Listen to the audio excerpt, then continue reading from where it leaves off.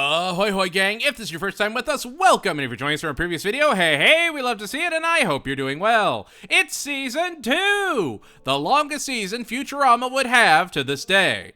The best season? I didn't say that, but it's got plenty of that Futurama good stuff we know and love. So what worked? What failed? What Titanic Slurm Factory fiascos will be curtailed? Dated futuristic references? Oh, there's gonna be a few! Here in Season 2.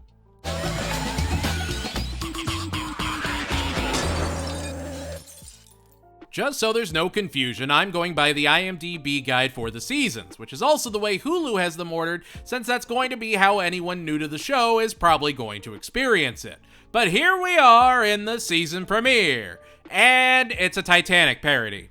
Now remember, this is 1999. This episode was probably in production around the end of 97 through 98, aka sometime when Titanic, one of the highest grossing movies of all time, was still in theaters. The movie was in theaters for almost a year, came out on 2 whole VHS tapes because they couldn't fit the whole movie on one, and it was an absolute cultural phenomenon. So it only made sense that every show tried to make their own Titanic or Poseidon's Adventure references to try and capitalize on that big old boat crazy. And honestly, A Flight to Remember is one of the best. The Planet Express crew is invited on the new Titanic by Professor Farnsworth to thank them for ignoring all the safety precautions the professor doesn't follow. We also get the first appearance of Amy's parents and Hermes' wife, La Barbara, played by Dawn Lewis. Bender falls in love with a high-class robot girl, there's Love Boat references, but the main focus of the episode is Fry pretending to be Leela's boyfriend to stop Zapp Brannigan's advances, and Amy's boyfriend so her parents stop trying to find her a man. It's mostly jokes on jokes on jokes until, sure enough, the ship is being pulled into a black hole thanks to Zapp's chest-hair-covered new course. I think Love's Labor's Lost in Space was a good introduction to Zapp and Kif, even if it's not their best showing. But this is absolutely the start of Billy West really finding his stride with Brannigan and making him shine. Also, think about it. They're referencing the fact that Leela slept with Zapp. Now, if they just said that, hey, you can just assume it happened off screen and you don't think about it. But if you watch the episodes in order, you've seen it. You've seen when that happened. The timeline is maintained between seasons, and it works that much better because of it. Which, when you're throwing it on Sundays at like 7 and it runs the risk of being cut into by football, many people may not be able to experience the episodes in their proper order. They did this before the promise of a stream binging was ever a thing. It may be a small element of the show and you may not think about it, but it would be so important for animated series structuring going forward. The episode is the first time we see Leela and Fry dating and does add to that sort of romantic angle, but obviously it'll be built on later, just like the budding romance between Amy and Kif. A Flight to Remember even has a small Hermes subplot where we learn about his time as an Olympic limbo pro. It's a lot of small things that culminate in the episode being greater than the sum of its parts. A Flight to Remember is a Love Boat referencing 8 out of 10.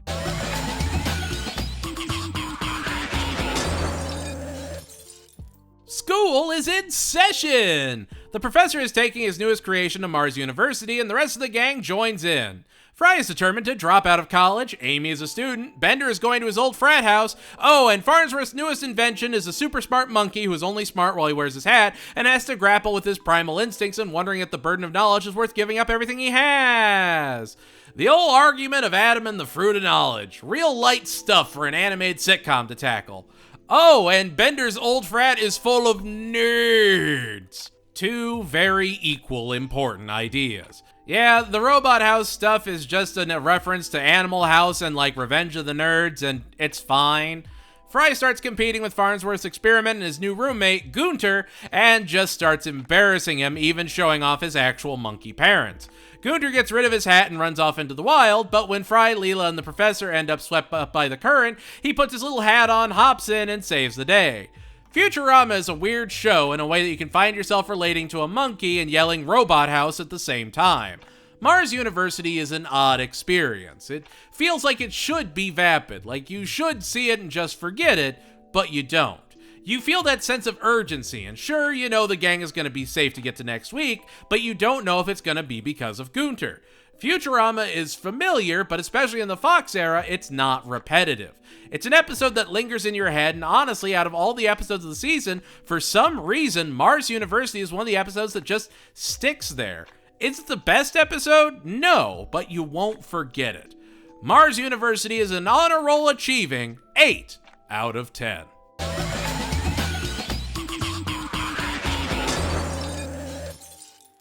Fry spills a beer on a control panel, shorting it out and taking out the broadcast of Single Female Lawyer. The story of a proud career woman who can't find herself a man while trying to win the big case. A parody of the deluge of single female lawyer shows in the 90s and early 2000s, including Ally McBeal. Sure enough, in 1,000 years, the Omicronians of Omicron Persei 8 were enjoying the courtroom antics, and so when the feed gets cut, they send an invasion force, as one does. So while the gang is hanging out on Monument Beach, they're front and center for the introduction of Lur from Omicron Persei 8, who demands to see McNeil, who has the same name as the president. Yeah, they just want to see the conclusion to the show, and the Planet Express crew have to make a 90s single female lawyer show based solely off of Fry's knowledge of the idea. I think this episode is probably aged the worst of most of the episodes of the season, and that's only because it's about something so niche that was oddly specific to the 90s. It's funny to someone like me that grew up with things like Ally McBeal, Judging Amy, and even later in the 2000s Drop Dead Diva, but it's like, I lived through that trend, so those jokes land really, really well for me. However, a new fan may not understand a courtroom drama archetype from 25 years ago. It's like the movie Airplane. Every year it gets older, newer audiences don't get that many more references. It doesn't make it bad, it's just when an episode is just topical references, it doesn't stay as evergreen. It's still an excellent episode, even if you've never seen the original Star Wars or Independence Day. When Aliens Attack is just fun. We get the Omicronians, but it's not like they're an actual threat that's actively plotting to take over Earth or anything. They just wanted to watch their judge show and they have the military might to get it done. Can you really say you wouldn't do the same? I don't know, it felt like a time capsule to me, and it's a special kind of show that can make an episode like this and make it not feel stale just from a different time in a good way. Remember, this is all based off of the series starting in 1999. They're not The Simpsons, they don't have to move those goalposts. It will always begin in 99, so they can always reference the 90s without any issues. When Aliens Attack is a strong and independent 9 out of 10.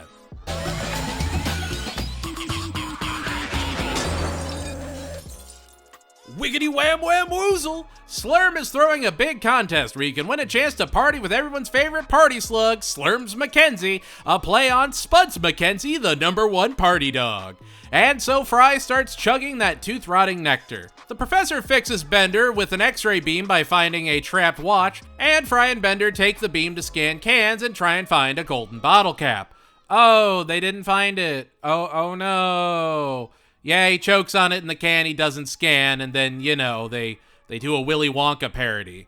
They go through the factory, find out Slurm is just alien queen goo that's highly addictive. It's a very basic plot. Now, when you do a basic plot, you need to make sure it's just utterly packed with jokes. And every series does a Willy Wonka episode, so you have to really stand out against the pack. This episode is both disgusting enough and funny enough that I could never forget it. Between the frickin' Grunkalunkas and the tour director, there's a lot to love in what they set up with it, and it's the small things within that sell it. Like, okay, when Fry is eating the super addictive Slurm and watching his friends suffer, he finds a way to keep eating and save his friends. He's not able to overcome the addiction, but he's also able to keep going for his friends because he cares that much. Also, Leela is in a vat that's supposed to transform her into a worm queen. It's supposed to mutate her. Yet, when she's pulled free, she's completely fine. You don't think about it till they point it out, but you're getting hints of a story even in just a dumb Willy Wonka parody. Slurms McKenzie is great, the conclusion is delightfully dystopian, and I don't know, when I was a kid, I was bored with the episode. Nowadays, I get it. I see what they were going for, and there's a charm to that party slug. Fry and the Slurm Factory is a refreshing 8 out of 10.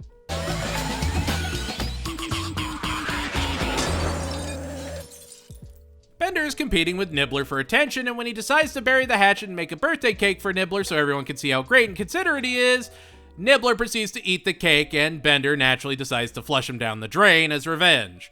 Leela is absolutely gutted, so the professor gives Bender an empathy chip so he can experience her pain and learn how to care about others. They go into the sewers and we get our first introduction to the mutants, with two looking very, very similar to Leela, the loneliest alien, if you look close enough. Don't think about it, it's just a dumb show from the creator of The Simpsons. It's not like they made a whole new language that had jokes into the show for the viewers to figure out or anything. They especially didn't do it twice. Alienese, it's what's for dinner. They find Nibbler, and then they find the even more terrifying El Chupanibre, and Leela has to learn to not care so Bender can put down the big bad. Honestly, I really appreciate that the resolution of the episode comes from Leela and Bender. Fry is just sorta there. Leela and Bender are developed enough characters that they can both be leads in an episode and have a unique dynamic when they do it. Again, these sound like simple things nowadays, but Futurama helped revolutionize these ideas in ways The Simpsons just could not do the same with how popular it was. It's more world building that doesn't necessarily matter right now, but will in the grand scheme, and overall the episode is fine. The jokes just didn't hit as well for me, and it does kinda drag in the middle when they first get to the sewers. It's a fine episode and it's fun for lore and theories and everything, but it honestly feels fluffed up just to get to the end credits. It never really stands out on its own 2 feet. I second that emotion as a sewer diving 6 out of 10.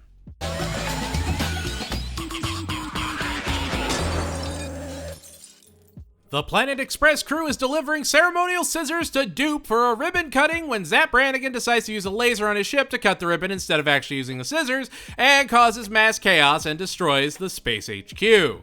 After he's court-martialed, Professor Farnsworth hires him and he does a funny little mutiny. Broad strokes, it's a very simple idea, but it is so covered in solid writing and outstanding deliveries you forget all about it.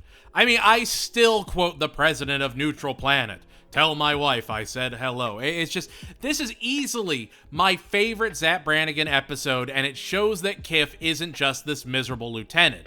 He's spineless, and he needs the order of following a captain, even if it's Brannigan, just to function. Like, you see him leech off of Leela, and you truly kind of feel like there's a reason Kiff and Brannigan are together. They weirdly complement each other. Between the Midnight Cowboy references, Zap, Fry, and Bender just being genuine friends and standing up to Leela, it's just fantastic, and it really just boils down to the dumb leading the dumb. Like, yeah, it's more Fry and Bender being idiots and having to be saved by Leela, but if they learned lessons, they wouldn't be idiots, would they? The episode is really just a showcase of how good Billy West is and how amazing his range has become. I mean, he carries the episode by just playing Zap with such a grandeur, such a panache, that you can't look away. He made this character actualized, and I mean, it's just incredible how an episode from 25 years ago can still hit like it first came out. This was the first episode of my rewatch that I actually laughed at, and easily one of my favorites of all time. This is one of the episodes I will always make time to watch, and it still gets me. It's just delightful. I don't know. Tell my wife hello. See, I quoted it again. Brannigan Begin Again is a re-enlisted 9 out of 10.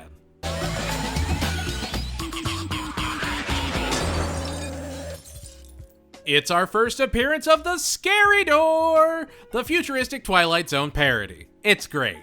I don't know, again, it's a reference to a show from 1959, 40 years before this show even premiered. So if you're gonna do a parody of it, you need to make sure it works on its own, and I genuinely think every time we see it, it does. It's a perfect balance of parody and just good dumb fun. It works. Anyway, thanks to a mine collapsing, titanium prices go up, so Bender sells his body since he's made of 40% titanium, and starts terrorizing everyone as a head with a dream.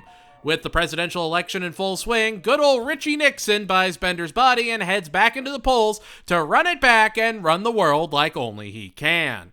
Fry and Leela try and get Bender's body back and even break into the Watergate Hotel to do a funny little Watergate incident, and Nixon eventually does give Bender his body back in exchange for the tapes. And after a very tight election, Nixon manages to beat 2 clones and takes his rightful place as the new president.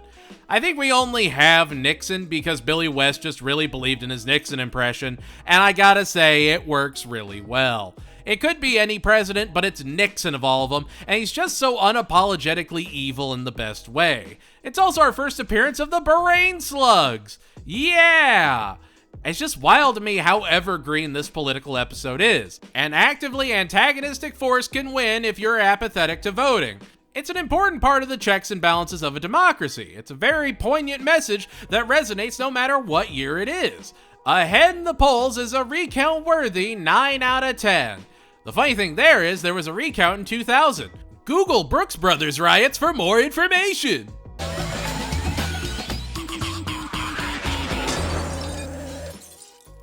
Ho, ho, ho! Happy Xmas, everybody! While the Planet Express crew is hanging out at a ski resort and watching Conan O'Brien's head perform, played by the Simpsons superwriter himself, Fry begins to miss the holidays and wonders what Christmas is like in the future. That's when we find out that Xmas is all about hiding from the menace of Robot Santa. Bender befriends a bunch of homeless robots and makes a caroling robbery group. That being said, the main focus of this episode is absolutely Fry feeling alone during the holidays and not considering Leela's feelings when he talks about how lonely he is. She's an orphan. She's the only one of her kind. If anyone knows Fry's pain, it would be her. And when everyone reminds Fry of that, he runs out to find her. He is willing to run out and risk running into Santa to get Leela a present and make things right. She's his friend and he wants to be there for her. He doesn't learn his lesson at the end of the episode. He learns it right in the middle, and then we get that sweet, sweet Robot Santa action. Leela and Fry are cornered by Robot Santa, who is played by a voice acting legend, the incomparable John Goodman. This is honestly why I had such a problem with John Goodman in Serpent in King of the Hill. This is a perfect character for him, and he brings so much incredible energy to Santa. He feels menacing while also having some people he acknowledges as on his nice list, and he treats them well, like Zoidberg. The episode is a perfect blend of seasonal jokes and emotional core that makes for a truly special Christmas episode.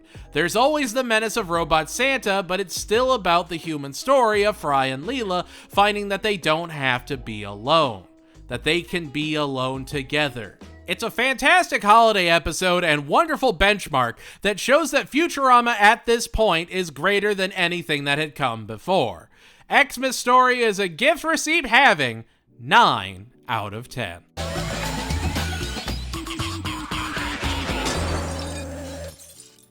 Zoidberg is full of male jelly and needs to return to his homeworld to mate. That's right, it's a Zoidberg episode. And it's really the first time the focus isn't on one of the core three, and of all the side characters, the focus is on Zoidberg. And funnily enough, even Zoidberg, this dumpster-living wannabe comedian doctor, has enough depth to actually be sympathetic. The gang go to Decapod 8, Zoidberg runs into his childhood friend Edna, and with Fry's help tries to woo her. She, of course, falls for everyone's favorite delivery boy, and it throws Zoidberg into a blind fury, and he and Fry end up gladiatorial fighting in the ancient rite of Klabach. A quick summary, because the episode as a whole is fine, but it's a perfect representation of one of the core elements of the show. The writers love Star Trek. This is one of the most Star Trek the original series inspired episodes of the entire show, where Seth MacFarlane very obviously adores Star Trek The Next Generation and made an arguably excellent TNG clone. Matt Groening and David Cohen love Star Trek the original series. Leonard Nimoy was in the pilot. This episode is basically just a parody of Amok Time. Think about it. In that episode, Spock is acting off and the crew go to his home planet Vulcan, where he proceeds to fight Kirk. Which again, if you don't know these Star Trek references, you're going to just have a fun, dumb episode about Mort Goldman-esque crustaceans. But if you have seen this episode of a series from 1967, if you know that deep lore, you get an incredibly faithful parody. I say it a lot, but a great show respects its viewer. And Futurama isn't telling you have to get every element of Star Trek to appreciate the show. It's going to help you appreciate even more. You don't have to decipher alienese, but the more you learn, the more nerd culture you consume, the more the episodes will resonate with you. It's just people trying to share their passions and have fun with a series that Fox still didn't believe in. Why Must I Be a Crustacean in Love is a butter sauce complimented 8 out of 10.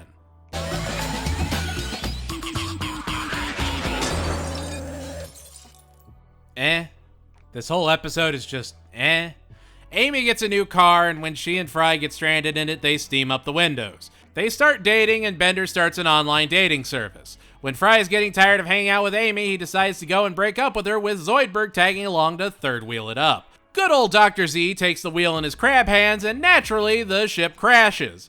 After the crash, Fry's head ends up attached to Amy's shoulder, and after they break up, he's basically just got the sneako seat while she starts looking for a date.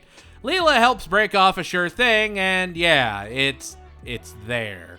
I don't know. The whole episode just feels so unnecessary. It's honestly probably my least favorite episode of the season, and it just doesn't do anything.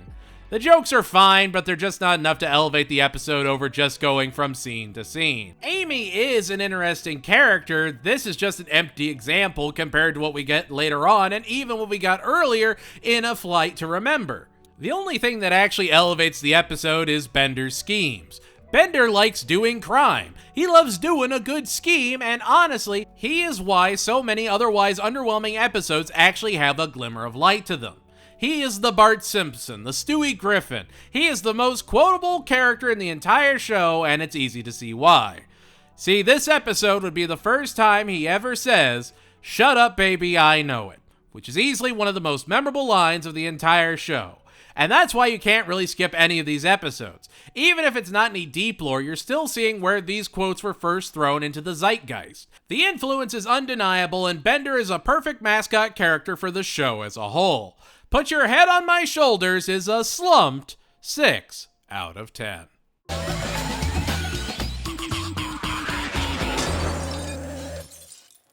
Fry takes the gang to Pastorama to experience life back in ye olden 1990s. While they're there, they run into a Bender model with a black pointed beard named Flexo. Flexo and Bender get along great, and Flexo does do a lot of insult comedy, but he always follows it up with a just kidding and a compliment. However, Fry is convinced Flexo is evil, which is absolutely another Star Trek reference. It's because Fry saw Mirror Mirror that he associates that Flexo is evil because of his beard, much like the black goatee evil Spock had in that episode. We know Fry is a Trekkie. He's brought it up in the past, so it only makes sense. So when Flexo is hired as extra security while they transport an atom for a Miss Universe pageant, Fry can't trust him for a second. Bob Barker guest stars. Sure enough, the atom gets stolen, and Fry understandably suspects Flexo, except when they finally take both Bender and Flexo out, it was Bender that stole the atom. Like, yeah, how would Flexo ever be the evil version of Bender? Bender literally made a group of carolers that ransack people's homes on Christmas. He just steals for the fun of it. Of course he'd take the atom. Like, if you think about it and ignore Fry, yeah, of course it would be Bender, and the writers know that. It's actually a brilliant use of a red herring, because if you actually pay attention and think, you'd never suspect Flexo first. It's not a "who shot Mr. Burns, oops it was the baby, you're all wrong." It's set up brilliantly, and it makes me respect the episode that much more as a whole. I know I'm drawing a lot of attention to it, but it's very hard to do something like that and leave the narrative details in an episode for you to understandably know the whodunit aspect. How many animated shows have actually made a joke murder mystery that is accurate enough that you could actually pick out the culprit right from the get-go and be a meddling kid's mask pull? It makes sense right from the gate, and I don't know, that makes me respect the episode as a whole that much more. The lesser of two evils is a reflective 8 out of 10.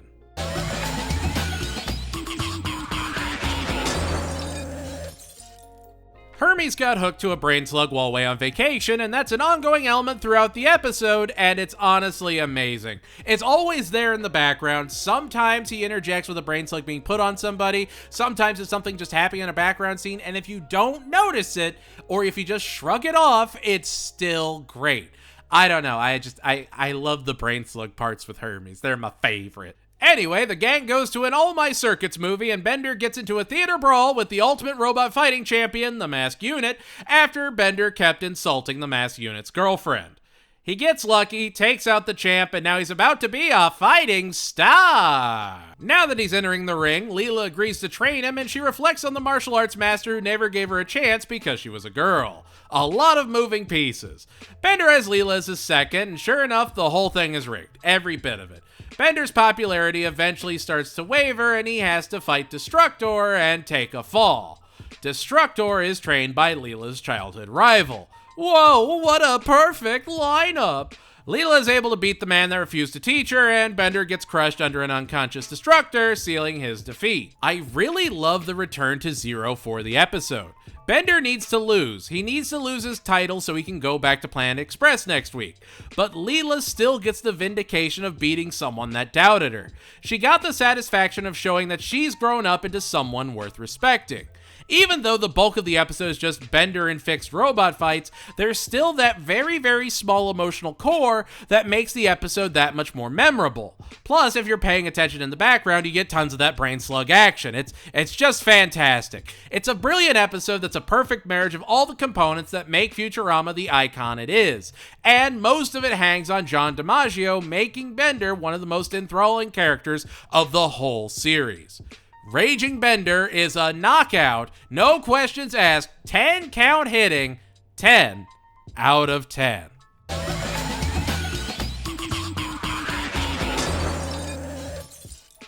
The gang throw on their totally not Oculus Rifts and go into the internet. It's honestly wild how evergreen the 2000 idea of the internet is. They go through ads, see speed dating, which is mostly guys, and Fry gets to show off his gaming skills when Leela runs into someone that looks just like her before Fry digitizes him. The one-eyed smooth talker slips into Leela's DMs and invites her to his planet to learn more about their people. And so Leela goes to meet Alcazar, who starts going on and on about how they're the last two of their kind, and Fry is both suspicious and sort of jealous of him. Leela agrees to help Alcazar rebuild their kingdom, and as soon as he's got her on the hook, he has her doing all the chores and cleaning and cooking for him and his friends as he sits on his couch. Leela would even change her hair and clothes so she'd look like Peg Bundy from Married with Children, and I think that's my biggest gripe with this episode. Get Ed O'Neill to play Alcazar if you're gonna do a Married with Children reference like this. It just feels so weird hearing David Herman try and be that almost exacerbated sitcom dad. He's a great voice actor, I've talked about him before, but Ed O'Neill brought a very unique energy to Al that would have lent so much to, the Married with Children reference episode that already had Katie Sagal in it. The whole episode just feels half done and rushed. Sure enough, Alcazar lied to Leela and every other would-be bride since he's a shapeshifter with a dream. The jokes are fine, it just feels so close to greatness that it just could never hit. The internet bit at the beginning is honestly so much fun that it's worth watching the episode as a whole. It's just drastically different from where the episode ends in both tone and quality. You do feel for Leela, but I don't know, it could have been something better. A Bicyclops built for two is a shoe-selling 7 out of 10. Get it? Because Al sold shoes.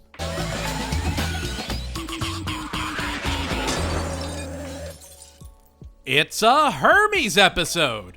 When there's an inspection, Bender ends up getting beaten up for cheating in a poker game and they rough him up in Hermes' office, so it's freshly destroyed before his inspection and he fails, getting a nice little demotion as a treat. This, of course, throws him into a spiraling depression and the inspector that inspected him replaces him at Planet Express while he takes a mental health holiday. Hermes and his wife go to a spa planet that's secretly a labor camp thanks to Dr. Zoidberg. And honestly, I kinda love how Hermes is really, really mean to Zoidberg after this, and it just elevates that yeah, of course he has a problem with him. He sent him to a labor camp. He's not gonna forget that. The replacement inspector is played by Nora Dunn and loves how absolutely filthy and unorganized Fry is, and they begin a somewhat sordid romance, while Hermes is miserable at the labor camp and helps streamline the whole operation. Hermes comes back, goes to the central bureaucracy, and shows why he's one of the best in the biz. This is one of my favorite episodes of the entire show, and I don't think anyone is going to disagree on why. Phil LaMarr is just an absolute voice acting icon. If you know who he is and you're asked who your favorite performances by him are, you could say Jon Stewart, Static Shock, Samurai Jack, Ollie Williams from Family Guy, among literal dozens of other valid options. But absolutely no list is complete without Hermes Conrad, and this episode is a perfect example of why. This season, we've seen glimpses into Hermes, but this episode is only as good as it is because Phil Lamar has gotten so comfortable performing as Hermes. The episode is amazing, and it shows why these actors became staples in the shows we've loved for decades. How Hermes requisitioned his groove back is a red tape covered 10 out of 10.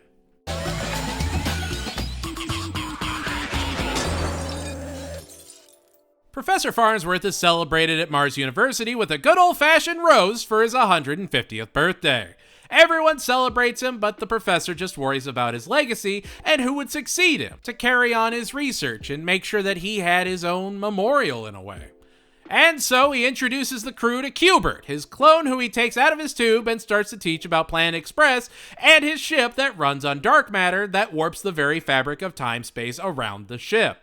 Turns out the reason the professor is so worried about his legacy is because he's not 150, he's actually 160, and is being taken by the robot Grim Reapers to be put in a permanent nursing home.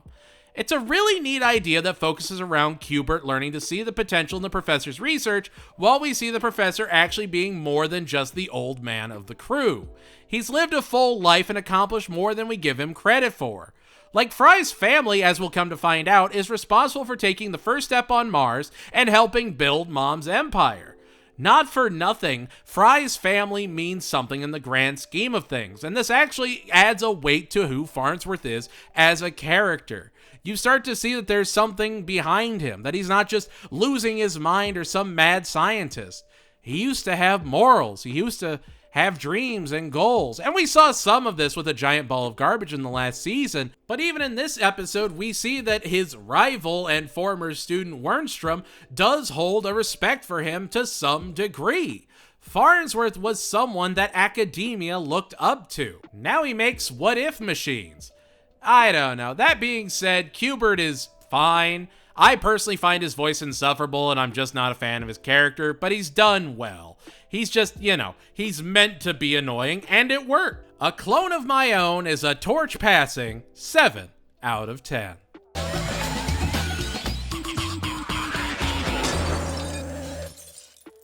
Donovan guest stars. The gang is fishing in the Atlantic Ocean atop the ship, just having a good old time. However, while fishing, they're taken down by a giant fish to the bottom of the ocean and end up stranded, having to figure out a way home. While Fry is doing recon and walking the ocean floor, he runs into Umbriel, a mermaid played by Parker Posey. Turns out Umbriel and the rest of the merfolk are the soda-mutated former residents of the beautiful lost Mecca, Atlanta. Fry falls in love with Umbriel, Zoidberg gets a new house under the sea, and when everyone is ready to leave, Fry wants to stay behind to try out this new life. Turns out the mer people reproduce like fish, so he makes a beeline to get back to the ship and rejoin his friends. This episode is another just good crew episode. It's like their own version of an old Star Trek episode. It's just them going to a new locale and interacting with things around them, rinse and repeat.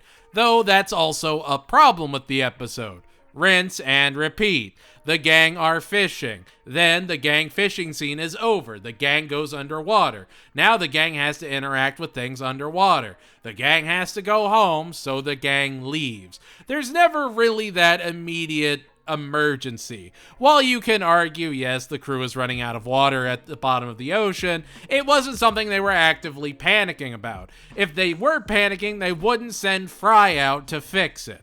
They were just trying to get the ship above water again. But you can only do a story this paint by numbers if the crew that you have interacting with everything is developed and fleshed out at this point well enough that they can sort of be the commentary to the episode.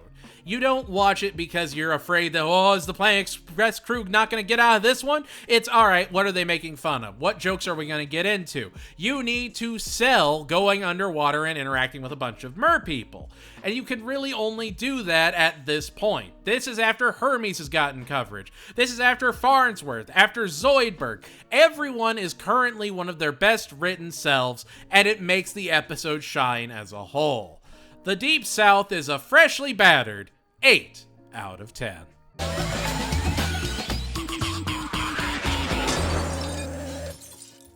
The gang go to a taping of Elzar's cooking show, which is literally just Emerald Live, which, like, God, down to the scenery. And Elzar even goes, BAM! It's the small details that make this series sing. And it makes it so nostalgic in the best possible way. Like, even the Iron Chef episode that we're gonna get later on is so spot on, it's crazy.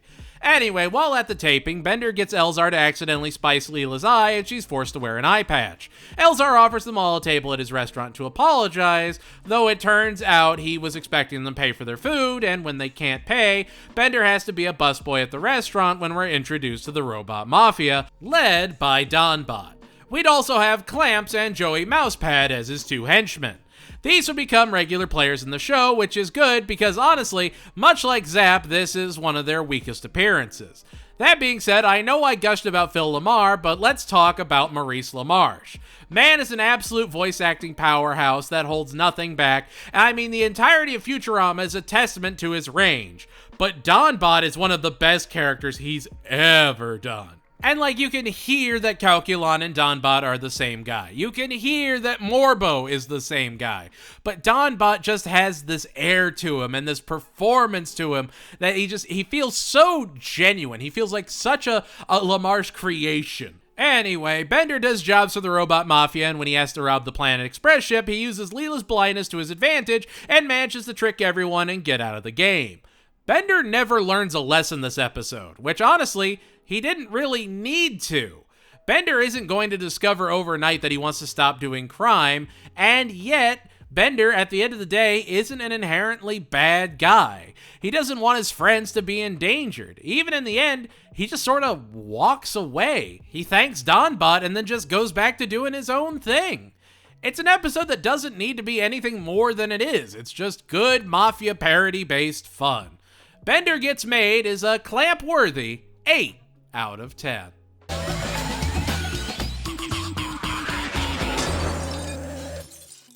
You may not remember this, but back in the 90s, KFC launched popcorn chicken, and it was a huge phenomenon. Everyone talked about how good it was, much like the Double Down and Heart Attacks.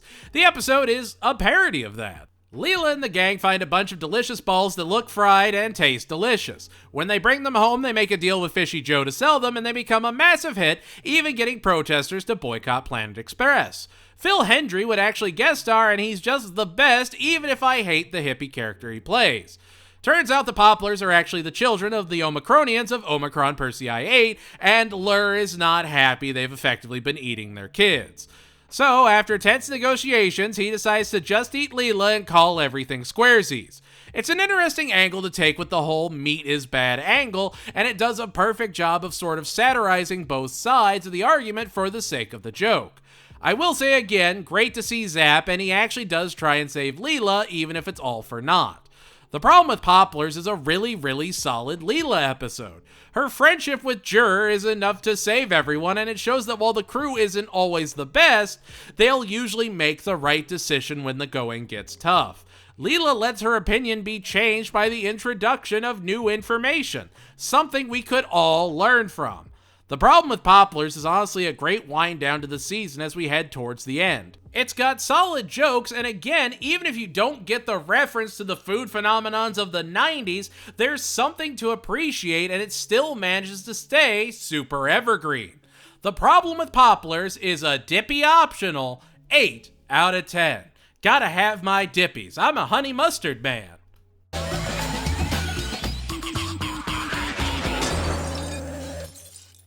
It's Mother's Day, and all the robots are getting gifts for their beloved mom.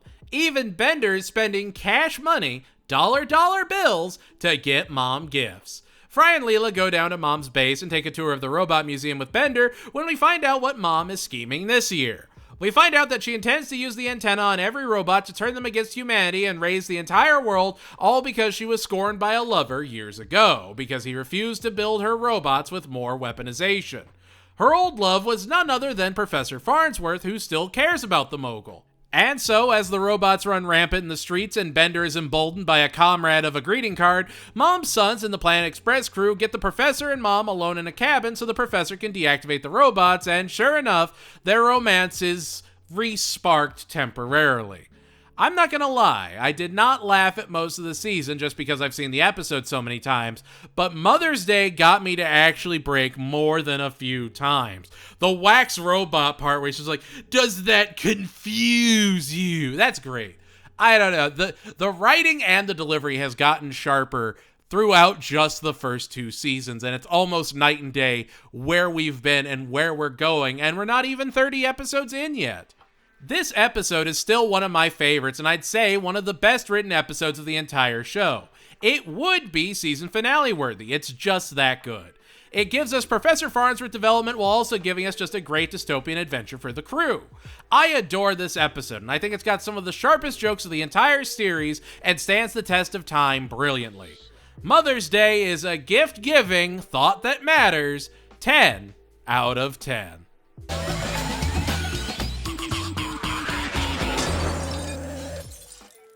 It's our first anthology of interest and just anthology in general episode. Basically, yeah, welcome to the anthology that this series is gonna have. You get 3 stories and they're just fun Futurama jaunts. Up first is What If Bender Was Really, Really Tall? It's just a kaiju movie like King Kong where he ends up fighting a giant Zoidberg and sacrificing himself to save his friend. It's fine. It's not the best, not the worst, it's whatever. Next is What If Leela Was a Little More Impulsive? Turns out she starts taking everyone out and feeding the professor to the anteaters in order to take his fortune from him. Also, pretty fine. Honestly, it's probably the best performance Katie Sagal has done as Leela yet, and I don't know, I actually really kind of mess with it. It's one of my favorite anthology bits by far. Oh, and last, but absolutely not least, Fry wonders what would happen if he never got frozen and taken to the future. When he stops himself from getting frozen, he runs afoul of a team tasked with preventing space-time anomalies. This team is led by Vice President Al Gore, Star Trek's Nichelle Nichols, Stephen Hawking, and creator of D&D, the Lord of the D20, Gary Gygax. And these aren't even people doing impressions of these characters. Oh, no. They got all the actual players. Like you had a vice president, a physicist, one of the most culturally important actors of all time, and Gary Gygax in 2000 when D&D was nowhere near the mega hit it is today, all in one anthology bit. It's utterly amazing. These were huge gets for a show like Futurama, and they're for an anthology bit of all things, and it's terrific. Basically, the entire universe will unravel if Fry doesn't go to the future, and while the other 2 stories feel just completely and utterly whimsical, as we'll come to find out later on, this is actually super important that Fry goes to the future. It's a hypothetical that could never come to pass without the total destruction of time as we know it, which is why the story ends with them all in the void beyond the idea of a universe. The first anthology of interest as a whole is a fine, relaxing way to wrap up a season. The Fry story is wild and elevates the episode from just being okay to, honestly, a super solid episode, all things considered. It gives us a ton of great jokes, wild implications, and it's just dumb fun, and sometimes that's just good enough. Anthology of Interest 1 is a what if wondering 8 out of 10.